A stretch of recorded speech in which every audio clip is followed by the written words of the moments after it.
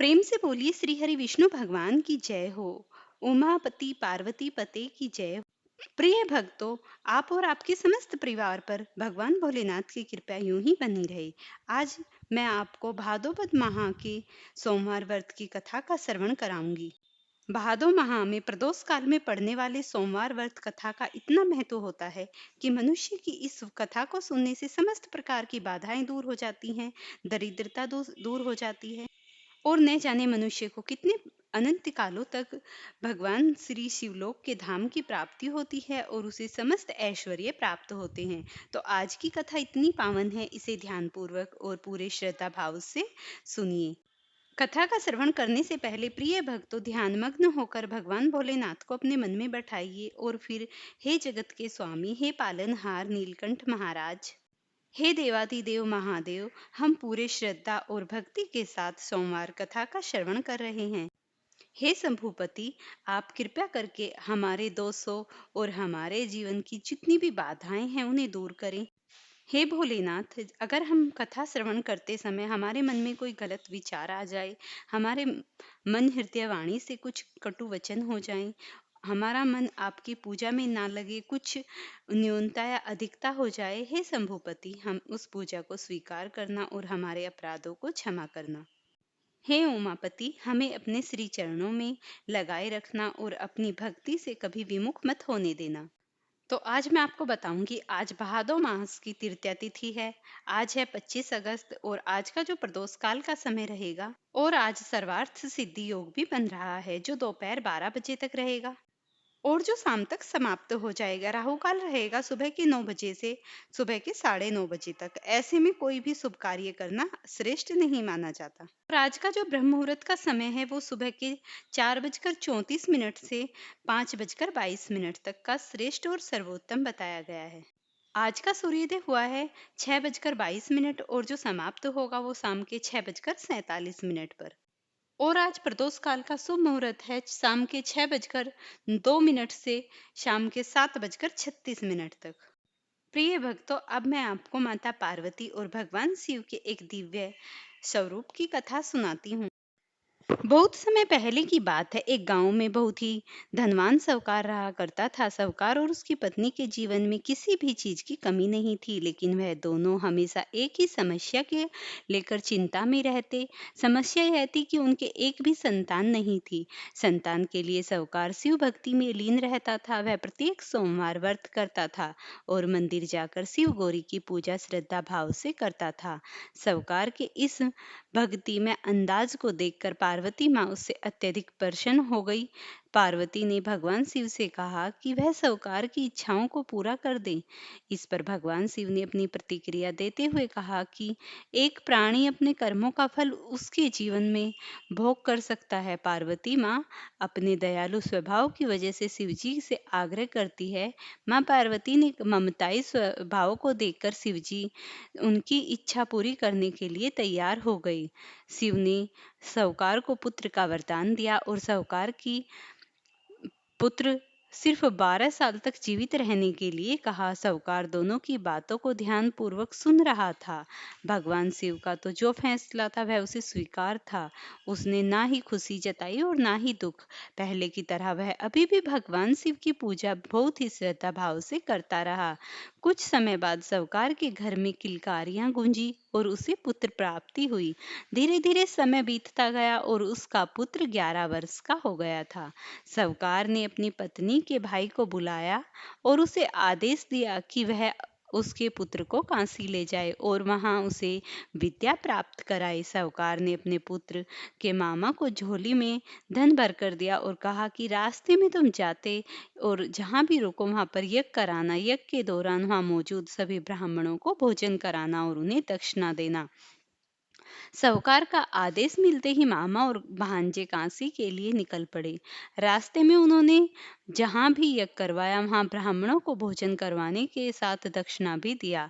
रास्ते में एक गांव आया जहां का राजा अपनी बेटी की शादी करने की तैयारी कर रहा था। जिस साहूकार से राजा की बेटी की शादी होनी थी वह कान्हा था। यह बात राजा को नहीं बताई गई थी। राजकुमार के पिता ने जब साहूकार के बेटे को देखा तो उसने उसके अपने के मन की तरकीब सोची। उसने विवाह के लिए समय अपने बेटे की जगह साहूकार के बेटे को बैठा दिया।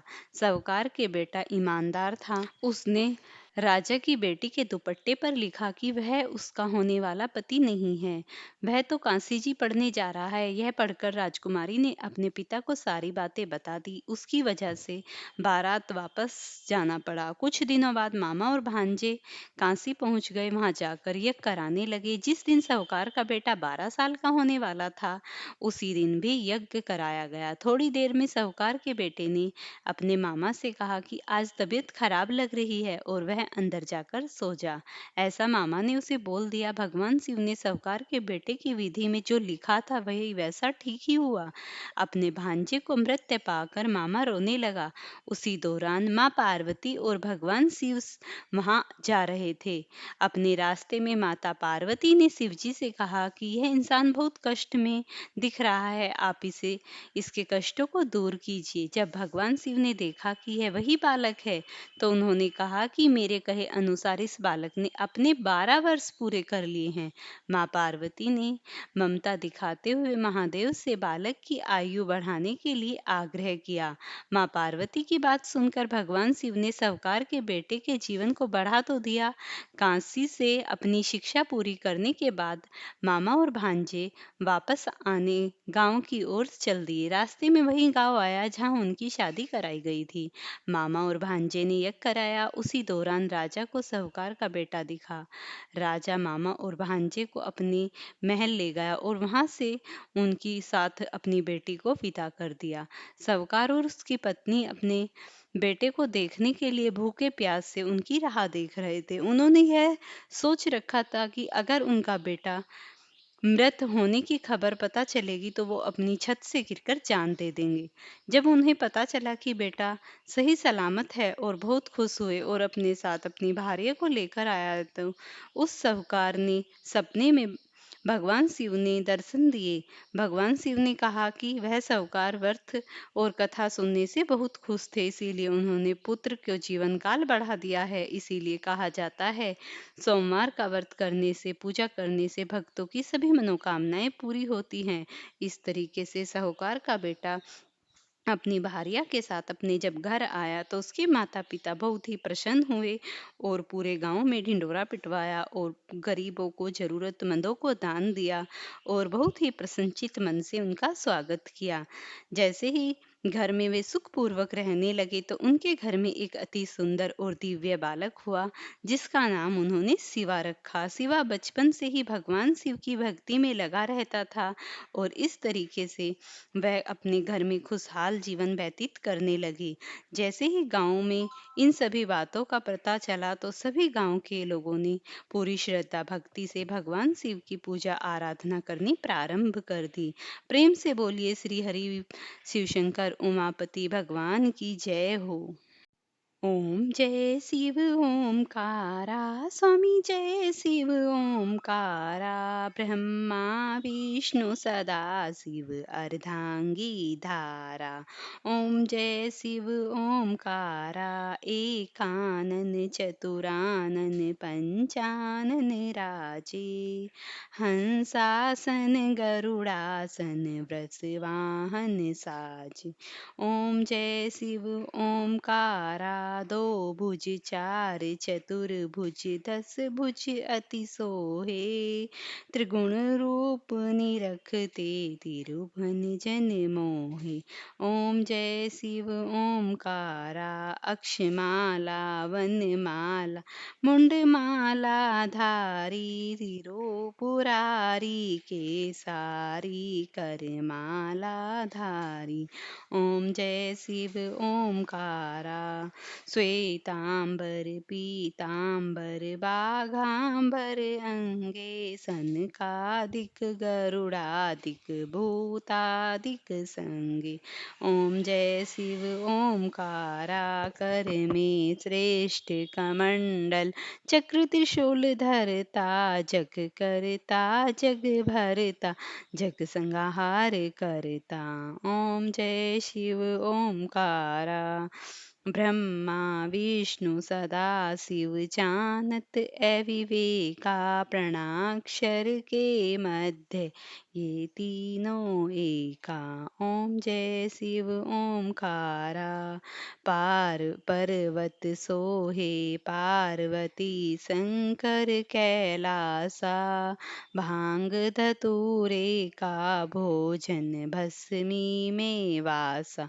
ओम जय शिव ओमकारा। जटा में गंग बहत है गल मुंडल माला।